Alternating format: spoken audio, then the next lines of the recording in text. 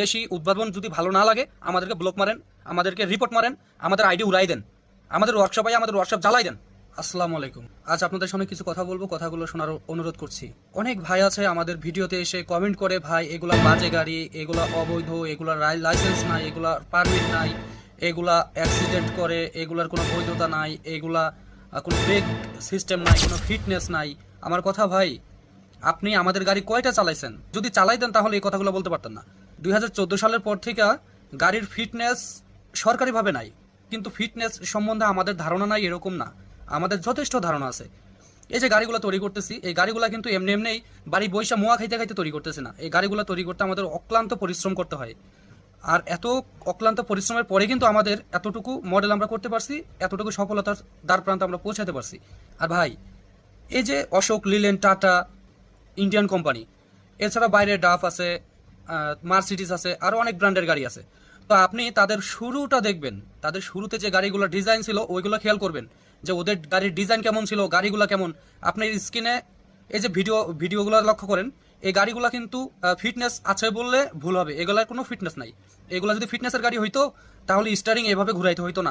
গাড়িগুলোর অবস্থা দেখছেন, এগুলো কোনো না কোনো দেশ থেকে তৈরি হয়ে আসছে, কোনো না কোনো দেশে এগুলো বৈধভাবে চলতেছে। এখন আমাদের মানে সবচেয়ে বড় কষ্ট কি জানেন? আমাদের বাংলাদেশে উদ্যোক্তাদের কোনো মূল্যায়ন নাই। যদি মূল্যায়ন থাকতো, আশিক স্যারের মতো একটা মানুষ সিঙ্গাপুর যা জীবনযাপন করতো না। উনি উনি আমাদের বাংলাদেশে ফিরে আসছে কেন? উনি সুযোগ পাইছে ওনার মেধা কাজে লাগানোর, এই জন্য উনি ফিরে আসছে। এরকম হাজার হাজার মেধাবী বাইরের দেশে গিয়ে কামলা দেয় ভাই।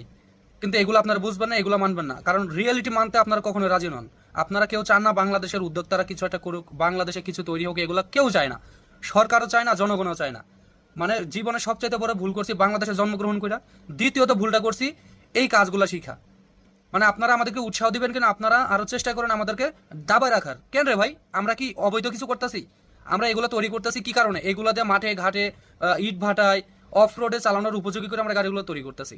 আপনি একটা জিনিস চিন্তা করেন, এই যে মাঠ থেকে ধান, গম, ভুট্টা এগুলা যে আনা হয়, এখানে কি একটা টাটা কোম্পানি, আইসার, লিল্যান্ড, কোন কোম্পানির ট্রাক আপনার নামে এগুলো বহন করতে পারবেন?